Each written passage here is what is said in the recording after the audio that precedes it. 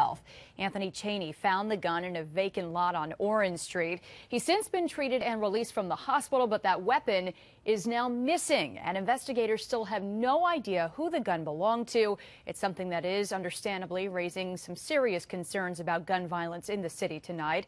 Our Matt Markham is live in Albany with more on that in our top story this evening. Hi, Matt. Hi, Dory. The little boy's grandmother told us that she wanted that gun to be turned over, or any gun for that matter, in light of this incident. But securing a neighborhood and keeping the people who live there safe is an effort that might have to go even further. You don't realize, some of these triggers are hairpin triggers. You don't realize that a lot of the guns we take in are loaded. Pastor Charlie Muller shows us the guns he's brought back off the streets in the last week's time. Do you ever get calls from kids who find guns?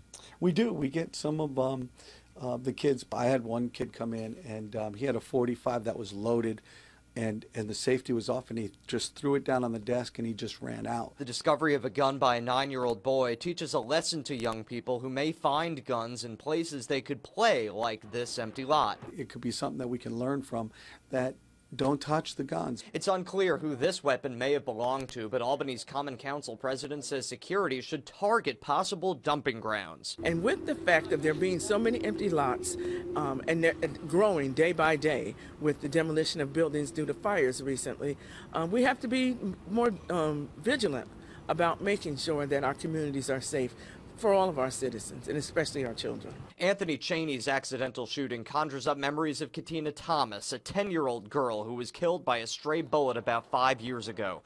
It came from a gun stored in a place familiar to people, some of whom shared what is known as a community gun. Police have not said whether this firearm was dropped by one person on the run or others who used it. Do you think that maybe they're still out there? I would imagine they are. Gun violence hasn't gone away. Is it a reality that we want to see? No, but we have to deal with it. Well, community guns that may be out there are either used by a group that have it free of charge, but some people actually profit on using them. They can be rented out, Dory, for as much as $50.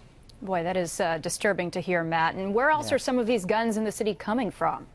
Well, if they're not found in empty lots, it's possible that in inner-city apartments. Sometimes Pastor Charlie told us that someone will move into an apartment, they'll be moving around, trying to set themselves up. Maybe they'll reach over a cabinet in that apartment and find a gun that was stashed there. So it's possible that there are a lot of guns out there, and Pastor Charlie's actually offering a $1,000 reward for whoever turns this gun in. They want to get all the guns off the streets so something like this does not happen again, Dory. Certainly another incentive there, so hopefully it'll help out. Matt Markham live in our Albany newsroom tonight. Greg?